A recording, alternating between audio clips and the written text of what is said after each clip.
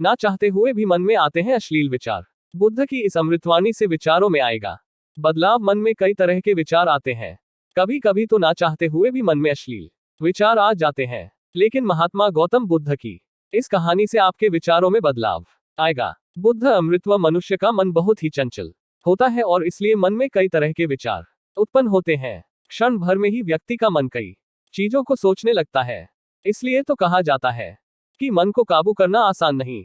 लेकिन गौतम बुद्ध मन को नियंत्रित करने के आयामों के बारे में भी बता चुके हैं। मन में विचारों का आना गलत नहीं है कि, लेकिन मुश्किल तब हो जाती है या विचार ऐसी परिस्थिति में गलत होते हैं जब मन में अश्लील विचार आते हैं। कभी कभी तो ना चाहने के बावजूद भी मन में अश्लील विचार आते हैं।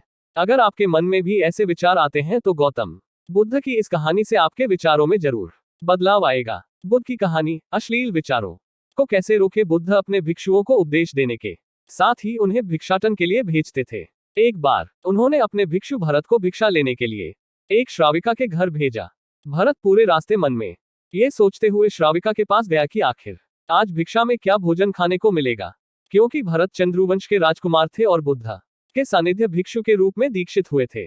हमेशा भरत को महल में खाने के लिए स्वादिष्ट पकवान मिलते थे, लेकिन आज भिक्षा के रूप में उससे जो भी मिलेगा संतुष्ट होना पड़ेगा।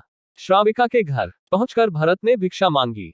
श्राविका ने भरत को बैठने के लिए कहा और भोजन लाने के लिए घर के भीतर चली गई। इधर भरत फिर से अपने प्रिय भोजन के बारे में सोचने लगे और जैसे ही श्राविका भोजन लेकर आई तो भरत अचंभित रह गए। भरत ने देखा कि श्राविका ने उनके लिए उनके पसंदीदा पकवान परोसे हैं और अपने प्रिय भोजन को देखकर वह खुश हो गए। भोजन ग्रहण करते हुए भी भरत सोच रहे थे कि महल में तो उन्हें भोजन के बाद विश्राम करने की आदत है, लेकिन आज उन्हें भोजन के बाद वापस तेज धूप में चलकर आश्रम जाना होगा। लेकिन भोजन के बाद श्राविका ने भरत को कुछ समय के लिए विश्राम करने का आग्रह किया। भरत फिर से खुश हुए कि आखिर आज उनके मन की सारी इच्छाएं कैसी पूरी हो रही है।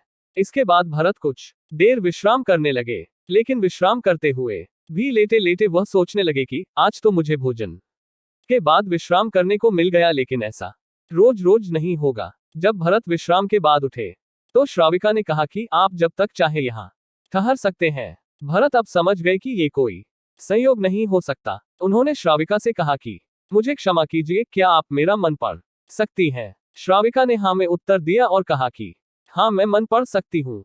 शुरू में ये कठिन था, लेकिन फिर मैंने स्वयं के मन विचारों को देखना शुरू किया। पहले मेरे विचारों की संख्या अनगिनत हुआ करती थी। इसके बाद मैंने विचारों पर ध्यान केंद्रित किया, बिना पक्ष विपक्ष के अपने विचारों को देखने लगी। इस तरह से धीरे धीरे मेरे मन में विचारों की संख्या कम होती गई और सारे व्यर्थ विचार दूर हो गए। इसके बाद से ही मैं दूसरों के मन में चल रहे विचार को पढ़ लेती हूँ। हालांकि श्राविका की बात सुनकर भरत घबरा गए। इसके बाद भरत ने श्राविका से आज्ञा ली और आश्रम के लिए निकल पड़े। रास्ते में भी भरत फिर से मन में आए विचारों का स्मरण करने लगे कि श्राविका के बारे में उसके मन में अश्लील विचार भी आए थे। श्राविका ने उसे भी जान लिया होगा, वह मेरे बारे में क्या सोचती होगी। भरत खुद को लज्जित महसूस कर रहे थे। भरत ने आश्रम पहुंचकर गौतम बुद्ध से कहा कि अब मैं कभी भिक्षाटन के लिए नहीं जाऊंगा। बुद्ध ने भरत को पास बुलाया और कहा कि क्या हुआ है, तुम मुझे सारी व्यथा बताओ। भरत ने सारी बातें बुद्ध को बताई। इसके बाद बुद्ध ने कहा कि अगले 1 हफ्ते तक तुम भिक्षाटन के लिए उसी श्राविका के घर पर जाओगे, लेकिन तुम्हें इस बात का ध्यान रखना होगा कि कल भिक्षाटन के लिए जाते हुए तुम अपने चित्त को पूरे होश में रखना। तुम्हारे भीतर क्या विचार उठे उन पर ध्यान केंद्रित करना और यह भी ध्यान रखना कि तुम्हारे मन में कौन सी वासना उठ रही है। तुम कल इन सभी चीजों को ध्यान में रखकर जाना और इसके बाद मुझे वापस आकर बताना। अगले दिन भरत भिक्षाटन के लिए गए। बुद्ध के बताए अनुसार वह पूरे रास्ते अपने होश को जागृत रखते हुए चल रहे थे। जब श्राविका का घर आया तो भरत ने भिक्षा मांगी। पूरी तरह जागृत रखा था। भरत ने भिक्षा ली और आश्रम चला गया। भरत ने बुद्ध को प्रणाम किया और कहा कि आज उसे जिस आनंद की अनुभूति हुई वह पहले कभी नहीं हुई।